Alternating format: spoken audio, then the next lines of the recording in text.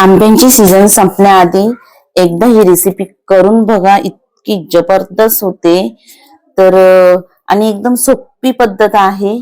तर पहिलं इथे मी केसरचे आंबे घेतले, दोन हापूस आंबे घेतलेत आणि ते स्वच्छ पाण्याने मी आधी धुवून घेतले. तर पुन्हा एकदा मी हे धुवून घेते. धुवून ताटात काढून घ्यायचे आणि आपण त्यांना सुरीने कट करून घेऊ. तर आज आपण मिक्सरचा अजिबात वापर करणार नाहीये. तर मी हे सुरीने आधी आंबे कट करून घेते. आणि हे आंबेरस बनवण्याची एकदम सोपी पद्धत आहे.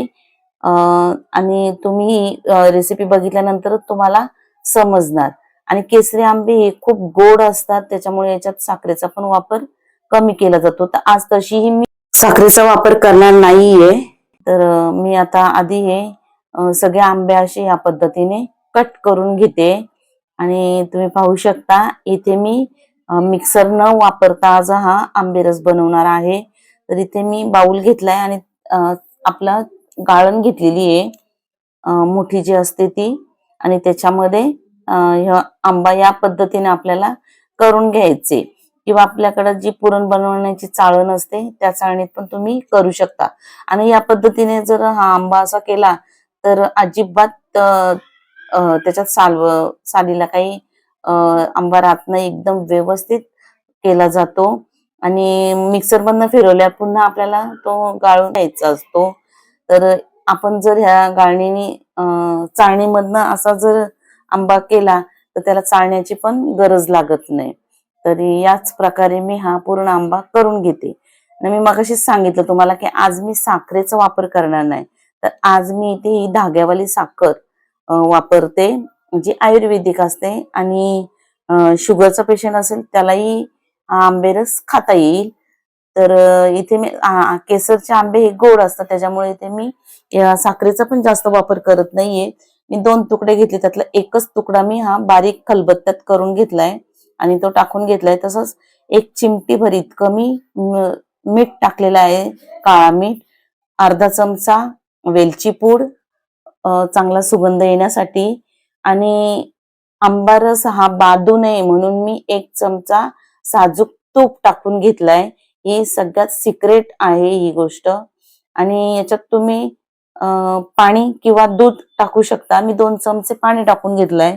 आता आंबेरस तुम्हाला किती घट्ट किंवा पातळ पाहिजे त्याच्यानुसार तुम्ही पाण्याचं किंवा दुधाचं प्रमाण कमी जास्त करू शकता. आणि हे सगळं व्यवस्थित आपल्याला मिक्स करून घ्यायचे.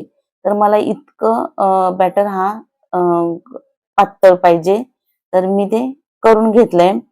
आता हा आंबेरस मी एका बाउलमध्ये काढून घेते. मी करण्यासाठी आधी मोठा बाउल घेतला होता, आता मी ह्या छोट्या बाउलमध्ये हा आंबेरस सगळं काढून घेते.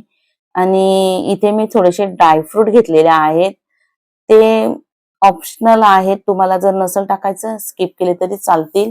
इथे मी काजू आणि बदाम थोडे बारीक तुकडे करून घेतलेत आणि ते टाकून घेते. तसेच इथे मी थोड्याशा 10-12 भोपळ्याच्या बिया घेतलेल्या आहेत.